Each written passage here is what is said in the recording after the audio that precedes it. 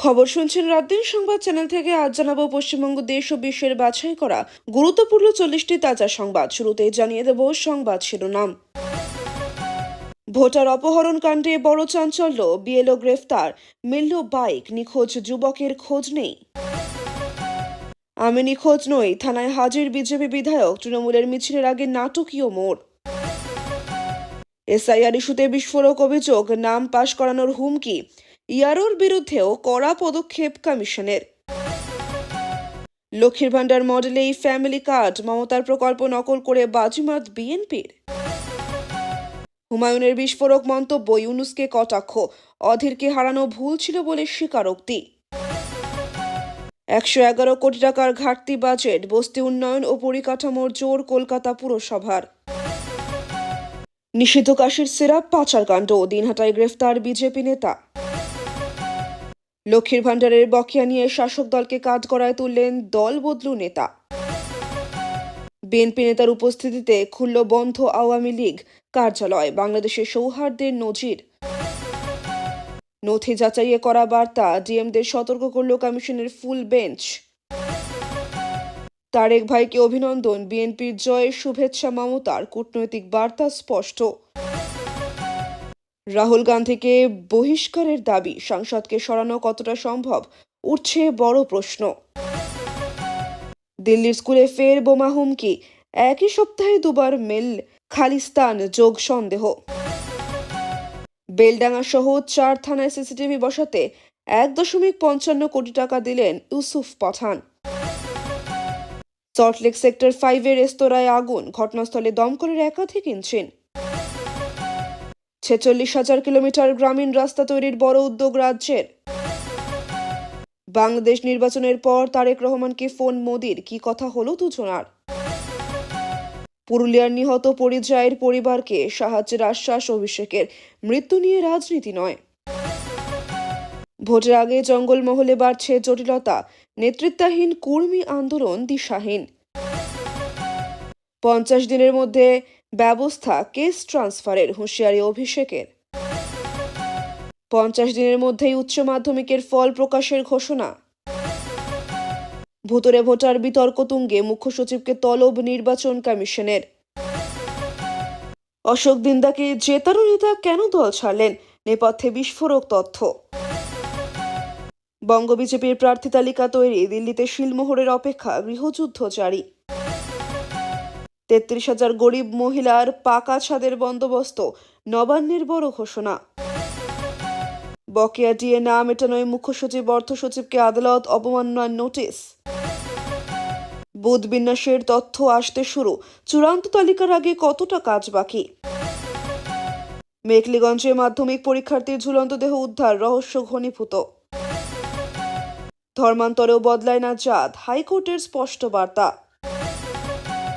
সমীক্ষায় খারাপ report, ticket অনিশ্চিত বিজেপির 10 বিধায়কের। শিলিগুড়িতে রহস্য ফোনে সর্বনাশ, অগস্টের ঘটনার জেরে চাঞ্চল্য। সোনার উপর দামে ঐতিহাসিক ধস, এক রাতেই কমল 26,000 টাকা। 26-এর ভোটের আগে পূর্ব মেদিনীপুরে বড় ভাঙন, তৃণমূলে যোগ বিজেপি নেতা। এপ্রিল থেকে অ্যাকাউন্টে 1,500 টাকা, যুবসাথী প্রকল্পে অনলাইনে আবেদন পদ্ধতি জানুন। বেলডাঙ্গায় বাবরি মসজিদ বিতর্ক, হুমায়ুনকে কড়া হুঁশিয়ারি শুভেন্দুর। রাজ্যসভায় শ্রমিক ভট্টাচার্যের মন্তব্যেই হইচই, 7 জনের 100-এর বেশি বাচ্চা, মন্তব্যে বিতর্ক। নন্দীগ্রামে স্কুলের মধ্যে শিক্ষিকাকে হেনস্থা, তৃণমূল নেতার বিরুদ্ধে সরব শুভেন্দু। এতক্ষণ শুনছিলেন সংবাদ শিরোনাম। বিস্তারিত খবর শোনানোর পূর্বেই আপনাদের কাছে করব একটি ছোট্ট অনুরোধ, আমাদের চ্যানেলে নতুন হয়ে থাকলে চ্যানেলটি সাবস্ক্রাইব করবেন। আসছে বিস্তারিত খবরে। মুর্শিদাবাদের বেলডাঙ্গায় জেআইইউপি প্রধান হুমায়ুন কবিরের বাবরি মসজিদ নির্মাণকে কেন্দ্র করে রাজ্য রাজনীতিতে তুঙ্গে উঠল বিতর্ক। বুধবার থেকে এই মসজিদের নির্মাণ কাজ শুরু হতেই কড়া ভাষায় আক্রমণ শানলেন রাজ্যের বিরোধী দলনেতা শুভেন্দু অধিকারী। তার সাফ কথা, মসজিদ নির্মাণে আমাদের কোনো আপত্তি নেই, কিন্তু ভারতের ওপর অত্যাচার চালানো বিদেশি আক্রমণকারী বাবরের নামে মসজিদ কেন? কি বললেন শুভেন্দু অধিকারী? এদিন পূর্ব মেদিনীপুরে এক সংবাদ সম্মেলনে শুভেন্দু অধিকারী হুঙ্কার দিয়ে বলেন, মুঘল পাঠানরা ভারতে এসেছিল লুণ্ঠন করতে, মন্দির ধস করতে। বাবর ছিল একজন লুটেরা ও অত্যাচারী। তার নামে বাংলায় বা ভারতে কোনো স্থাপনা হতে পারে না। তিনি আরও যোগ করেন, বিজেপি সরকার ক্ষমতায় এলে বাংলা থেকে মুঘল শাসকদের সমস্ত চিহ্ন এবং তাদের নামাঙ্কিত সমস্ত জায়গার নাম মুছে ফেলা হবে। অন্যদিকে ভরতপুরের বহিষ্কৃত তৃণমূল বিধায়ক তথা বর্তমানে জন উন্নয়ন পার্টির প্রধান হুমায়ুন কবির জানিয়েছেন, এই মসজিদ নির্মাণ সংখ্যালঘু সমাজের আবেগের সাথে যুক্ত। প্রায় ৩০০ কোটি টাকা ব্যয় ২৫ বিঘা জমির উপর এই বাবরি মসজিদ কমপ্লেক্স তৈরি করা হচ্ছে, যেখানে বিশ্ববিদ্যালয় ও হাসপাতালও থাকবে। তিনি দাবি করেন, গণতান্ত্রিক দেশে মন্দির হতে পারলে মসজিদ নির্মাণে বাধা কোথায়? আমরা ২০২৮-এর মধ্যে এই কাজ শেষ করব। সংসদের উচ্চকক্ষ রাজ্যসভায় দাঁড়িয়ে এক অবিশ্বাস্য ও বিস্ফোরক মন্তব্য করলেন বিজেপি সাংসদ শ্রমিক ভট্টাচার্য। বৃহস্পতিবার কেন্দ্রীয় বাজেট নিয়ে আলোচনার সময় বিরোধীদের আক্রমণ করতে গিয়ে তিনি দাবি করেন, পশ্চিমবঙ্গে এমন 7 জন ব্যক্তি রয়েছেন যাদের প্রত্যেকের 100-রও বেশি সন্তান রয়েছে।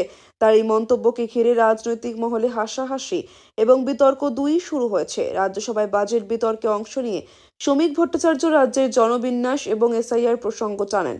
সেখানে ব্যঙ্গাত্মক সুরে তিনি বলেন, পশ্চিমবঙ্গে এমন 7 জন আছেন যাদের 100-র বেশি বাচ্চা। জনসংখ্যা নিয়ন্ত্রণে তাদের আবেদনের জন্য তো সরকারের উচিত তাদের পদ্মবিভূষণ দেওয়া। রাজনৈতিক বিশ্লেষকদের মতে সরাসরি নাম না নিলেও শ্রমিক ভট্টাচার্য আসলে বাংলার ভোট ব্যাংক এবং নির্দিষ্ট কিছু রাজনৈতিক সমীকরণকেই এই সন্তান তত্ত্বের মাধ্যমে বিঁধতে চেয়েছেন। শুধুমাত্র জনসংখ্যার হার নিয়ে আক্রমণই নয়, শ্রমিক ভট্টাচার্যের গলায় শোনা গিয়েছে রাজ্য দখলের হুঙ্কারও। বাজেটকে হাতিয়ার করে তিনি বলেন, আগামী দিনে গঙ্গোত্রী এবং গঙ্গাসাগর পর্যন্ত বিজেপির ডাবল ইঞ্জিন সরকার তৈরি হবে, অর্থাৎ উত্তরপ্রদেশ বা উত্তরাখণ্ডের মতো বাংলাতেও পদ্ম শিবির ক্ষমতায় আসছে বলে দাবি করেন তিনি। আগামী মাসের গোড়ায় ডেপুটি নির্বাচন কমিশনার সহ কমিশনের শীর্ষ কর্তাদের রাজ্য সফরের আগে প্রশাসনিক স্তরে কড়া বার্তা দিল জাতীয় নির্বাচন কমিশন। শুক্রবার জেলাশাসক, মুখ্য নির্বাচনী আধিকারিক, বিশেষ পর্যবেক্ষক ও রোল পর্যবেক্ষকদের সঙ্গে ভিডিও বৈঠকে একাধিক নির্দেশ জারি করা হয়। সেই বৈঠকের মূল পয়েন্টগুলি পরে চিঠি আকারে জানানো হয়েছে। কমিশনের বক্তব্য, ভোটার তালিকায় নাম তোলার ক্ষেত্রে সংবাদপত্রের কাটিং, ফাঁকা পৃষ্ঠা বা অপাঠ্য ছবির মতো নথি আপলোড হওয়ার একাধিক ঘটনা সামনে এসেছে। পাওয়ার পয়েন্ট উপস্থাপনার মাধ্যমে তার সব ডিএম ও কেন্দ্রীয় পর্যবেক্ষকদের দেখানো হয়েছে। প্রশ্ন উঠেছে, এই নথি কারা আপলোড করলো, কিভাবে তা যাচাই হলো এবং কেনই বা তা গ্রহণ করা হলো? কমিশন স্পষ্ট জানিয়েছে, নির্বাচন কমিশন বা সুপ্রিম কোর্ট নির্দিষ্ট করে যে নথির কথা বলেছে কেবল সেগুলি বিবেচনা করতে পারবেন ইআরও ও এইআরওরা। মন করা বা অনুমোদনহীন নথি গ্রহণযোগ্য নয় তা নিশ্চিত করার দায়িত্ব ডিএমদের ব্যক্তিগতভাবে নিতে হবে। বিধানসভা নির্বাচনের আগে শুভেন্দু অধিকারীর গড় পূর্ব মেদিনীপুরে বড়সড় ধাক্কা খেল বিজেপি। ময়নার দাপুটের নেতা তথা জেলা কমিটির সদস্য চন্দন মণ্ডল শুক্রবার কলকাতায় তৃণমূল ভবনে ঘাসফুল শিবিরে যোগ দিয়েছেন। চন্দ্রিমা ভট্টাচার্য ও কুণাল ঘোষের হাত থেকে তিনি দলীয় পতাকা তুলে নেন। তিনবানের জেলা সম্পাদক চন্দনের স্ত্রী বর্তমানে বিজেপির পঞ্চায়েত প্রধান হওয়ায় এই দল বদল গেরুয়া শিবিরের অন্দরে অস্বস্তি বাড়িয়েছে। রাজনৈতিক মহলের মতে নির্বাচনের আগে চন্দন মণ্ডলের মতো সাংগঠনিক নেতার প্রস্থান ময়না এলাকায় বিজেপির ভিত আলগা করে দিতে পারে। এই দলবদলের ফলে স্থানীয় স্তরের কর্মী বিচ্ছেদের সম্ভাবনা তৈরি হয়েছে, যা আগামী ভোটে বিজেপির জন্য বড় চ্যালেঞ্জ হয়ে দাঁড়াবে। ঘরের কোন্দল কাটিয়ে চন্দনের এই প্রস্থান পূর্ব মেদিনীপুরে শাসক দলের শক্তি বৃদ্ধি করল বলেই মনে করা হচ্ছে। সুপ্রিম নির্দেশের পরেও মাইক্রো অবজারভারদের হুমকি। ভোটার তালিকার নিবিড় পরিমার্জনের শেষ বেলায় প্রশ্নের মুখে ভাঙর। শুনানি কেন্দ্র ঢুকে জেলার এক গ্রামের পঞ্চায়েত প্রধানের বিরুদ্ধে উঠল হুমকির অভিযোগ। বিডিও অফিসে ডেকে হুমকি দেওয়া হয়েছে বলে অভিযোগ জানালো মাইক্রো অবজারভাররা। এবার এই ঘটনার পরেই বড় পদক্ষেপ নির্বাচন কমিশনের। মাইক্রো অবজারভারদের বিডিও অফিস থেকে সরিয়ে নেওয়ার নির্দেশ কমিশনের। পাশাপাশি দক্ষিণ 24 পরগনার জেলা নির্বাচনী আধিকারিককেও কাঠগড়ায় তুলল জাতীয় নির্বাচন কমিশন। মুখ্য নির্বাচন কমিশনার জ্ঞানেশ কুমার প্রশ্ন তুলেছেন, দিচ্ছেন। কিভাবে ইআরও বা এইআরওরা মাইক্রো অবজারভারদের বিডিও অফিসে ডেকে হুমকি দিচ্ছেন। ঘটনার সূত্রপাত ভাঙড়ের তৃণমূলের পঞ্চায়েত প্রধান শাহজাহান মোল্লার হাত ধরে। তার বিরুদ্ধে অভিযোগ মাইক্রো অবজারভারদের হুমকি হুঁশিয়ারি দেওয়ার। বাংলার এসআইআর এর কাজ একেবারেই শেষের দিকে, 2-1টি জেলাতে এখনো শুনানি চলছে। বাকি জায়গায় শুনানিতে জমা পড়া নথি যাচাইয়ের কাজ শুরু হয়ে গিয়েছে। অভিযোগ ভাঙড়ের সেই কাজেই বাধা দেওয়া হচ্ছে, বাধা দিচ্ছেন তৃণমূলের পঞ্চায়েত প্রধান, তাতে আবার মদত জোগাচ্ছেন ইআরও নিজেও। মাইক্রো অবজারভারদের দাবি, ইআরওদের শুনানির পরেও অনেক ভোটারের নথিতে অসঙ্গতি ছিল, সেগুলি যাচাই করেই তারা নিজেদের মতো মতামত জমা করেছেন। তাতেই নাকি অসন্তুষ্ট হয়েছেন শাহজাহান এবং সংশ্লিষ্ট ইআরও। তাদের সাফ দাবি, যাচাই না করেই পাশ করাতে হবে। প্রচুর পরিমাণে নিষিদ্ধ কাশির সিরাপ উদ্ধার করে কোচবিহার জেলার দিনহাটার সাহেবগঞ্জ থানা। এই কাশির সিরাপ পাচারের অভিযোগে গ্রেফতার হয় বিজেপির এক নেতা। পুলিশ সূত্রে জানা গেছে, বৃহস্পতিবার রাতে সাহেবগঞ্জ এলাকায় ৭৯ বোতল নিষিদ্ধ কাশির সিরাপ সহ এক ব্যক্তিকে হাতে নাতে ধরে পুলিশ। তার নাম সুকুমার বর্মন। তার বাড়ি সিতাইয়ের শিলদুয়ার এলাকায়। ধৃত সুকুমার সিতাই বিধানসভার বিজেপির 1 নম্বর মণ্ডলের সভাপতি। বিধানসভা ভোটের আগে তাদের নেতাকে মিথ্যে মামলায় ফাঁসানো হয়েছে বলে অভিযোগ পদ্ম শিবিরের। ধৃত বিজেপি নেতার স্ত্রী শিবানী বর্মনের অভিযোগ, এই ষড়যন্ত্রের নেপথ্যে রয়েছে পুলিশ। বৃহস্পতিবার দুপুর থেকে তার স্বামী নিখোঁজ। বেলা 2:30 নাগাদ স্থানীয় এলাকা থেকে পুলিশ তার স্বামীকে নিয়ে যায়। সিতাই থানায় গিয়ে খোঁজাখুঁজি করেও তিনি তার স্বামীকে খুঁজে পাননি।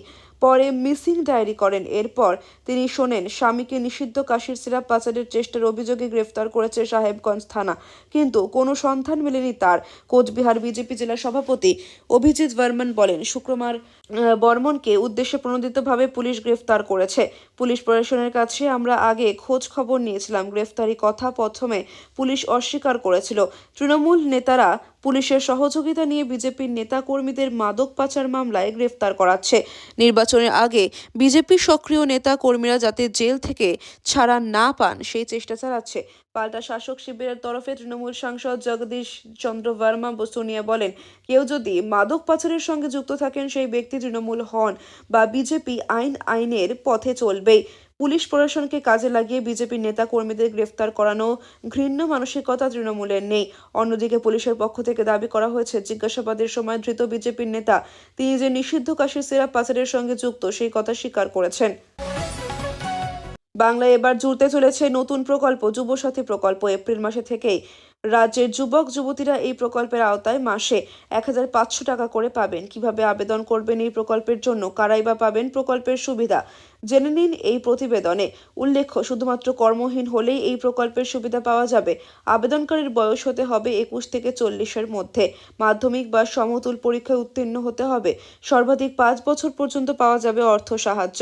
তবে সরকারি বা বেসরকারি ক্ষেত্রে কর্মরত, লক্ষ্মীর ভাণ্ডার, কৃষক ভাতার মতো প্রকল্পের সুবিধাভোগীরা এই প্রকল্পের সুবিধা পাবেন না। কবে থেকে শুরু আবেদন? অফলাইন এবং অনলাইন দুরকমভাবেই আবেদন করা যাবে যুবসাথী প্রকল্পের জন্য। 15 ফেব্রুয়ারি থেকে 26 ফেব্রুয়ারি পর্যন্ত রাজ্যের প্রতিটি বিধানসভা কেন্দ্রেই ক্যাম্প করা হবে।